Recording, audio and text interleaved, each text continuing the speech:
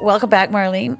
Believe it or not, we're on our last series of this podcast. It's been really, really amazing for me. I've learned so much, and I thank you again for the amount of time that you put into this as we bring this to a close. So I think we said in the last piece that we really wanted to end this on a really positive note, and we wanted to talk about hope, healing, and how important it is to be accountable as an ally. And to be accountable, as you said in earlier parts of this podcast, accountable to one another and building that trusting relationship. So I've always appreciated that you've seen this as a two-way street when we think about particularly around two-eyed seeing and your willingness and actually the willingness of many, many, many Indigenous peoples and elders and knowledge keepers, the willingness to teach. All we need to do is ask. It's never, ever offensive to ask if you don't know. And I want people to always remember that. Don't be afraid of this. Celebrate it. Think about every single day that you can learn something. And I do, every day. Just on my way over here today, I was having a conversation with Elder Auger about a thing we're working on together. And, I had to ask him a couple of things about presenting tobacco virtually and how that worked for him. And, we had a laugh. We had, it was comfortable. It was warm. There was no judgment, the fact that I didn't know. So don't be afraid of that, right? I think you would agree with me. So, as we said, we've been thinking about hope, healing, accountability, and just thinking back to all the topics that we discussed over the last few episodes. Can you help our listeners today to help them to think about 2 commitments that they can make immediately, that they can start to think about like today and accomplish within, say, a month? One personal and one organizational. Can you just help? And I know that you won't get it for everybody, but just to think about, just get them started. What can we do? On a personal level, I think understanding the history of the people that are here in Edmonton, the Indigenous people in the area. What is the history of the people here? And where are we at today? Who are the players in this community in terms of organizations and people? That starting that personal learning journey is so important. Because when you do that, it's going to take you to events. Mm-hmm. It's going to take you to gatherings. It's going to allow you to meet Indigenous people and to build relationship. So I challenge people to start on that learning journey and don't be afraid. People often say, I'm not Indigenous. Can I go to a powwow? Can I go to a round dance? We are open for everyone. And so I encourage you to get out and start your learning journey and building those relationships. As organizations, I think working to build those relationships and asking those questions, what can we do to help you? What can we do to support you? What are some of the challenges you have that we might be able to work with you on? Mm. And sometimes in terms of organizational relationships, sometimes understanding that we're lacking in our infrastructure, and not by choice, but by design. Mm-hmm. It's only been since 1970 when we were allowed to form our own organizations. Mm-hmm. And so sitting down and saying, okay, what do you need? Some organizations might need help with research or writing or coming up with a budget or developing curriculum for workshops or whatever that looks like.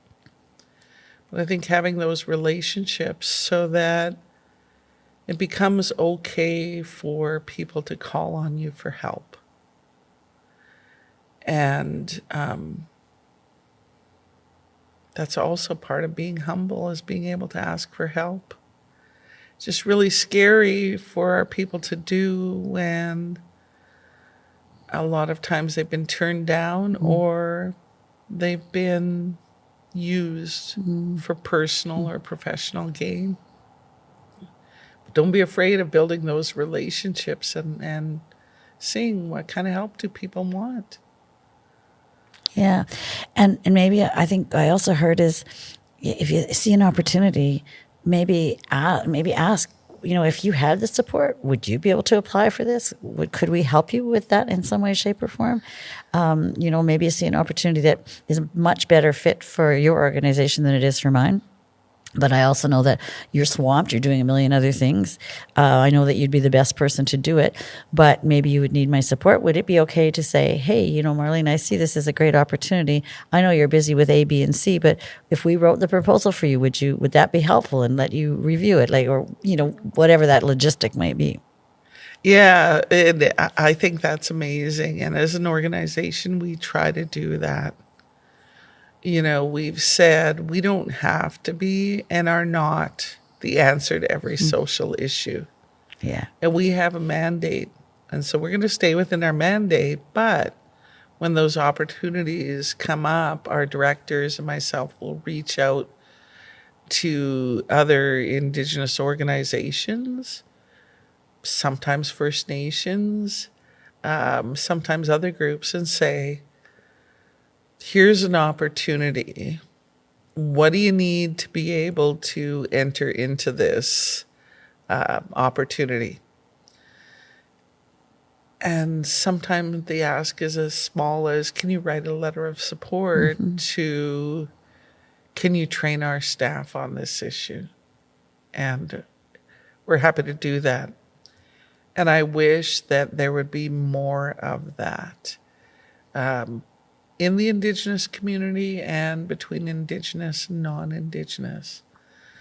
And, it might mean that, we get supported in an organization for a very short period of time. It might mean a year. But always with the idea of how do we build that infrastructure? How do we ensure that we do not control what is done culturally? And sometimes that control isn't even seen or understood that it's being done. But always, how do Indigenous organizations and groups lead on this? So if the issue is cultural programming, who can I reach out to? We want to serve Indigenous people, but we feel this piece is missing. Can we work out a partnership where this other group takes care of that for us? There's lots of ways to partner. Yeah.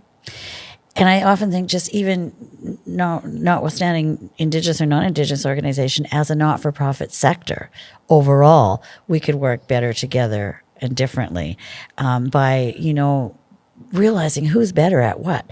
I don't necessarily have to do everything when some other organization is way better at it than me. But can we come together as a sector a little bit better and say, Reach is good at this, and Encompass is great at this, and Native Counselling Services is great at this, and UCAN is great at this.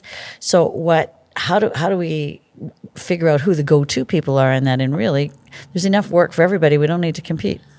Right. And again, it's about those relationships. And I don't know that people necessarily understand in their good intention that, is what we're doing actually does it have the potential to cause harm? Are we taking away the infrastructure from other groups?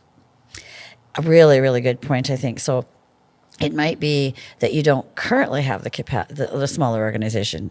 Not NCSA is not a good example of this, but a smaller organization might not currently have the capacity, but the goal should be for them to be able to gain that capacity and not to take it over for them. Right. Okay. And what's their mandate? Yeah. I don't want us stepping outside our mandate. Yeah. But is there an Indigenous group that this piece of work falls within their mandate? If it does, what do I do to support them? And can we better lift each other up too? So when we're in rooms and we're all in different rooms, or we're in different rooms with decision makers or ministers or deputy ministers or city councilors, when we're in those rooms, when they ask us about something that isn't our area of expertise, instead of saying, sure, we can do that, can we lift each other up a bit better, but say, actually, Native Counseling Service is the better go-to here. I'll talk to Marlene about that, rather than sort of scrambling to try to do something. I wonder if we could do that better. I think, speaking from my perspective and my organizations, I could always do that better. I think we all can. And we just have to keep our eyes on what is our goal. It's to make change. It's to help our people heal. So what is my bias in working to address that? What is my weakness in working to address that? And as much as we talk about the need for, Indigenous people to heal, we also have to recognize that sometimes our own issues of healing get in the way of that work, whether it's ego, control, fear. And let's put it on the table. Yeah. But we can't do that if we don't have those relationships. And to have those relationships, we have to make sure that we create an environment that's safe to have those discussions. And I know in justice, we have what we call sacred conversations. And that's where folks in the judiciary can ask us and our elders any question, that we deliberately come together to say, there's no topic off limits. There's no silly question. They're all important questions. And we've offered our elders protocol to answer any questions you have. We're happy to do that too. And when we leave here, that conversation stays amongst us, except for the pieces that we've learned from each other. And having those sacred conversations has really grown our relationships. And so I think as a society, as organizations, the more we can have sacred conversations where people feel safe to ask questions and make comments, all with the goal of growing relationship, what an amazing place this world would be. Yeah, absolutely. Beautifully said. So I think we talked great suggestions on how we can move forward as an individual. Some ideas: educate yourself. That's a really good one. And I think it's important what you said: educate yourself. Don't always rely on other people to tell you, because I think we sometimes overburden our colleagues in that way too. So really, really good advice.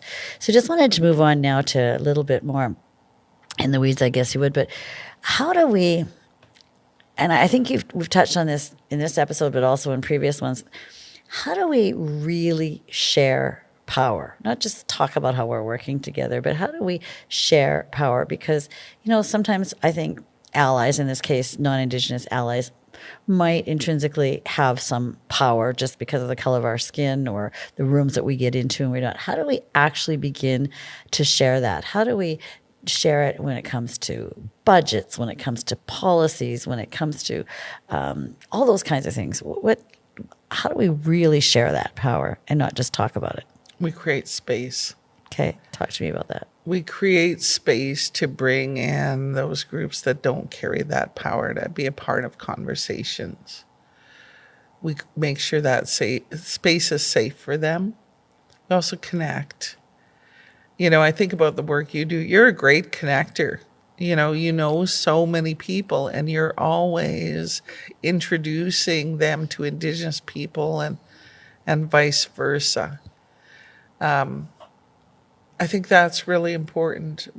We need to be at the tables where these issues that impact our community, our people, are at. And so we see that, and I've been dealing with this for a couple of weeks, where non-Indigenous groups are are very, very happy to speak on behalf of Indigenous issues without ever having Indigenous people be a part of that conversation. Nothing's going to change because they don't recognize their own privileged perspective. And I don't say that in a way that, oh, you're privileged and I'm judging you. It's recognizing that some people were born with privilege that some of us will never have, but helping them to see where that privilege lends to a bias, or it's not even seeing an issue because of the perspective. And I think the first podcast I talked about whose lens are you looking through? And so recognizing that each of us carries bias, and sometimes with privilege, there is a bias that's built into that.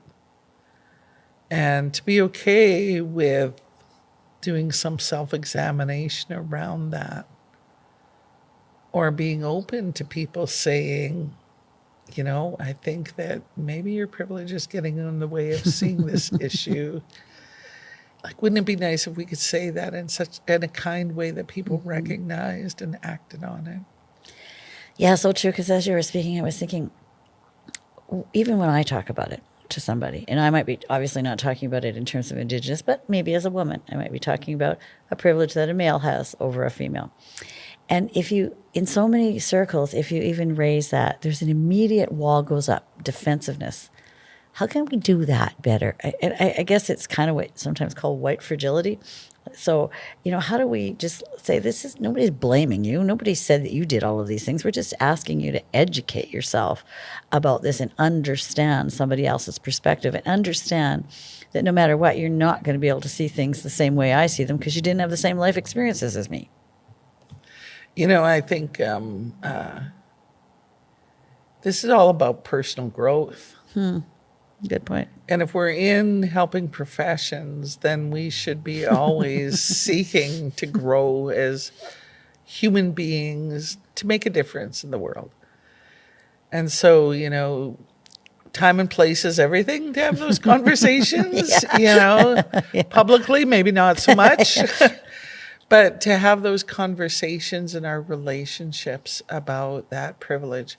I've had it, you know, I've had it within my own family around issues of male privilege and patriarchy that, you know, some males in my family didn't see until we had the conversation, and they just, when they saw it, and felt bad. And the point is not to make them feel bad, but to just recognize, like, do you actually see what you're doing here and the impact that it has on other women in our family, generations of women to come, and generations of the men in our family to come. So let's recognize it and figure out how we're going to deal with that. And, you know, in my family, having that conversation, I was really concerned about how that would go over. But there was warmth and acceptance once they saw it. And I think always have those conversations in a way that's about learning from each other and not accusing each other. And you've said really a lot of times, we both have said the word relationship, trust, warmth, kindness. It's not attacking. Yeah. It's and you know, when people are criticized, they generally, you know, you kind of go back and you're like, oh yeah, okay, I'm going to get defensive, and I'm going to right away, my wall's going to go up, and I'm not going to be, I'm so busy thinking about how I'm going to argue with you that I'm not always internalizing this, right? You know, what's my next argument going to be against this? But the growth that can happen if it's done with kindness and love. And I mean, I think that's really the important thing. And I, you know, that I consider you to be a mentor to me. And I know that you've taught me many lessons along the way, but never once has it been a lesson where I felt attacked or undervalued. In fact, I've always felt the exact opposite. And so if more people could could do the Marlene Orr way of teaching, that would be really incredible. So, but again, to me, it comes down to, and in today's world, like there's a lack of civility sometimes, and we're all reacting. If we could just remember that kindness and relationship is all that it really takes. You talked about things we've worked together over the years. It's always been about relationship. Yeah, you bet. But also recognizing that we're human too. And I always say, within our organization, that we're all on our own healing journeys. And we're going to make mistakes in our relationships. It's how do you come back from that? Mm-hmm. How do you come back from that? Yeah. And so, growing those relationships, having those sacred conversations that aren't about anything but growing together to make a difference. Yeah. And we're going to make mistakes along the way, and that's okay. And my husband always says, never underestimate the power of an apology if it's sincere. That's beautiful. I like that. It truly is. Never underestimate that, and don't. It can build relationships. So I can't believe it, but again, we did our 20 minutes on this and then some. I think we're over a little bit, but thank you again so much. This has been incredible. I can't wait to see how it all comes together, and I really look forward to hopefully some feedback from those people that are in our audience that are listening to us. We'd love to hear your feedback and maybe ideas for other webinars like this that we can do. I think that would be amazing if we were to keep this going and we were to bring other people into the conversations. Yeah. I think we have a lot to learn from each other, and I really value not just the relationship between Reach Edmonton and Native Counselling Services of Alberta, but the relationship that I have with you, because it's allowed us to do some pretty cool work and make a difference. So thank you for that. So I think we've just set out a challenge. Who wants to be next to have this conversation with us? You bet. Thank you, my friend. All right. Take care.